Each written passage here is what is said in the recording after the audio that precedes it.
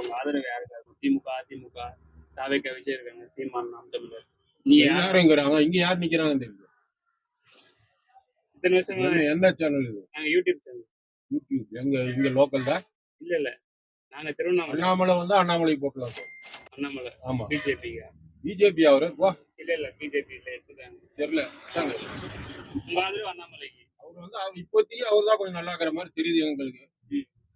இதுக்கு முன்னாடி யாருக்கு சப்போர்ட் பண்ணீங்க? இதுக்கு முன்னாடி யாருக்கு நாங்க யார் கண்டெஸ்ட் யார் நல்லா இருக்கிறாங்களோ பார்த்து போகிறது. நமக்கு என்ன இருக்குது, அரசியலுக்கு நமக்கு சம்பந்தமே இல்லை. நமக்கு யாரெல்லாம் பிடிக்குதோ அவங்கள பார்த்து. அரசியலுக்கு நம்மளுக்கு சம்பந்தம் இருக்குதானே? இல்ல அரசியல் கட்சியில சம்பந்தம் வேற. 4 கேண்டிடேட் நிக்கிறாங்க, நமக்கு யாருக்கு பிடிக்குதோ நல்லதா தெரியுதோ அவனுக்கு போட்டு வந்து ஜெயிக்கிட்டோம் தோக்கிட்டோம், அதை பத்தி நமக்கு ஒன்றும் பிரச்சனை இல்லை.